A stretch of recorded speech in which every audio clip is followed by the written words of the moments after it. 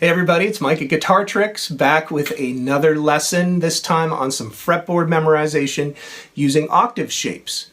I'm going to demonstrate this using a G note across the fretboard using these shapes. So starting on the 3rd fret of the low string, I have my low G note.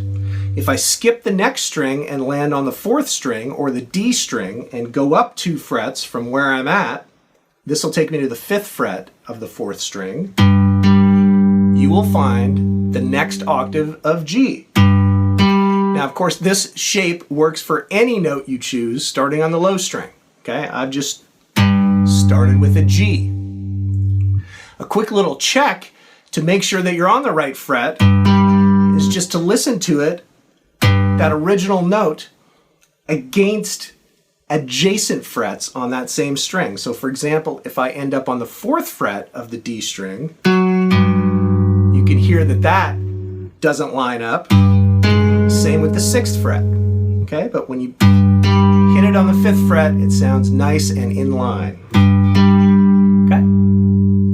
All right, so let's go from that G note, 5th fret of the 4th string, and we skip the next string and we go up 2 frets on the 2nd string. Whoops.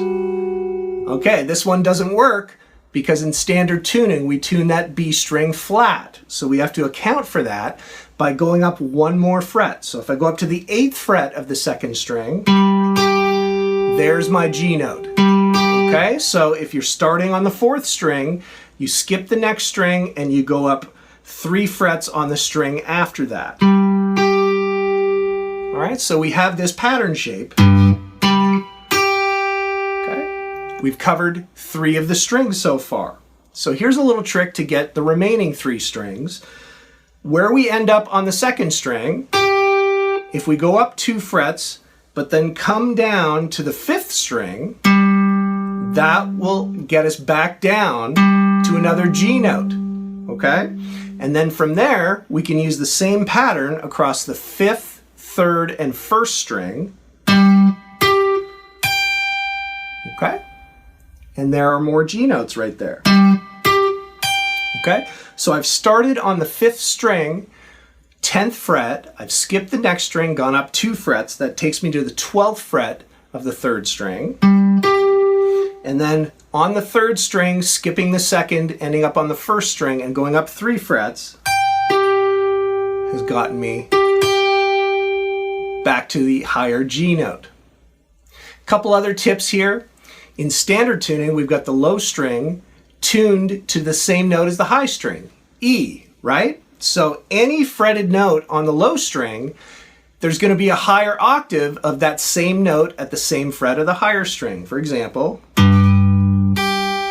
there's a G note. Really quickly, you found another one just by doing the outside strings. Last tip is the notes go up an octave if you go up 12 frets from where you're at.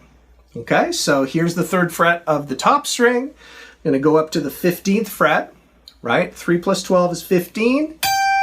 There's my higher octave right there. Okay, once you're up in this area of the neck, you can use those patterns again. Okay? All right, so take some of these approaches. Maybe at the beginning of each practice routine that you do every day, take a couple minutes, choose a random note, try to locate all of those notes on the fretboard and run them a little bit, get familiar with them. You'll be surprised at how quickly you'll get familiar with the notes on the fretboard.